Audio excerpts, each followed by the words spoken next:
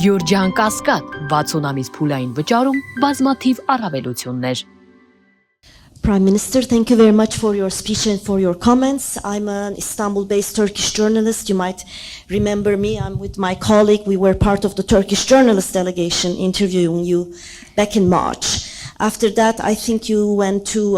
Turkey to meet the Turkish President Erdogan. But can you tell us where we are in terms of Turkish-Armenian normalization following August 8th? Correct me if I'm wrong, but we don't see much of a visible signs of progress on that track. In view of the fact that you would be hosting the European Political Community Summit in May, have you received signs from Ankara that Turkish president might come to attend this summit? Thank you very much, Prime Minister. Շնորհակալ եմ հարցի համար եւ ուրախ եմ ձեզ կրկին տեսնել Հայաստանի Հանրապետությունում։ Տեսեք տարածաշրջանային առումով հիմա Հայաստանում կա մի բացառիկ իրավիճակ։ Այդ բացառիկ իրավիճակը հետևյալն է, որ մենք ինստիտուցիոնալ կապ ունենք մեր տարածաշրջանի բոլոր երկրների հետ։ Այսպիսի իրավիճակ մենք նախկինում չենք ունեցել։ Այսինքն իհարկե Վրաստանի եւ Իրանի Իսլամական Հանրապետության հետ մեզ միշտ կապել են եղբայրական բարեկամական կապեր, բայց Ադրբեջանի եւ Թուրքիայի հետ մենք երբեք ինստիտուցիոնալ կապ չենք ունեցել։ Հիմա նորությունն այն է, որ մենք եւ Ադրբեջանի եւ Թուրքիայի հետ ունենք ինստիտուցիոնալ մշտական հաղորդակցություն։ Եվ սա կարևորագույն նորություն է։ Ինչ վերաբերվում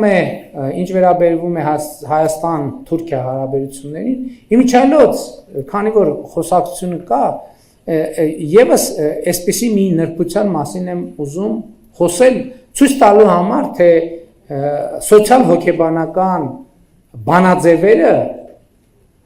փոխելը երբեմն ինչ մեծ դժվարությունների հետ է կապված։ Ինչ նկատի ունեմ։ Օրինակ, մինչև հիմա մեր խոսույթում, հայաստանյան խոսույթում, այդ թվում ես երևի չնկատելով շատ հաճախ օգտագործում ենք հայ-ռուսական հարաբերություններ, հայ-թուրքական հարաբերություններ, հայ-ադրբեջանական հարաբերություններ, որը չի արտահայտում այն բովանդակությունը, որի մասին մենք խոսում ենք, որովհետև հայ-թուրքական հարաբերությունները ուրիշ բան են, Հայաստան-Թուրքիա հարաբերությունները ուրիշ բան, այնպես չի, որ դրանք համընկման տեղեր չունեն, բայց Հայաստան-Ադրբեջան հարաբերությունը ուրիշ բան է, հայ-ադրբեջանական հարաբերությունը ուրիշ բան։ Իմիջիայլոց ասեմ, հայ-ադրբեջանական հարաբերությունների, ասենք օրինակ նույն երրորդ երկրներում,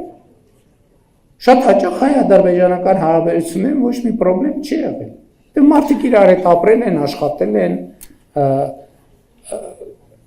երբեմն ընկերություն են արել, իրար հրավիրել են, բայց Հայաստանի եւ Ադրբեջանի թշնամական հարաբերությունների պայմաններում։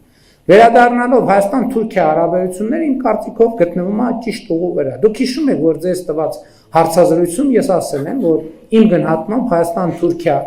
հարաբերությունների կարգավորումը, դիվանագիտական հարաբերությունների հաստատումը, սահմանի բացումը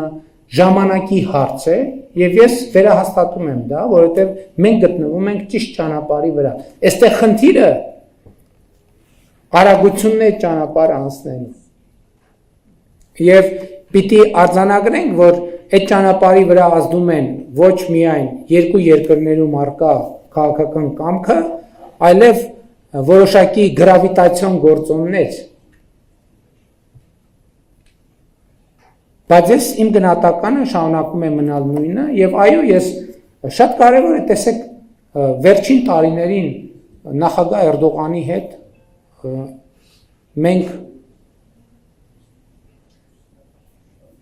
շատ հաճախ ենք հանդիպում։ Ես երկու անգամ Թուրքիա եմ այցելել, ընդ որում վերջին անգամ, առաջին անգամ աշխատանքային այցով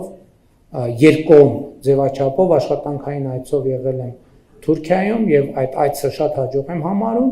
եւ այո այդ այցի ընթացքում նաեւ նախագահ Էրդողանին հրավիրել եմ մասնակցելու 2026 թվականի մայիսին Երևանում կայանալիք եվրոպական քաղաքական համայնքի գագաթաժողովին Ես ճիշտ չի լինի որպեսզի մեկնաբանեմ Թուրքիայի նախագահի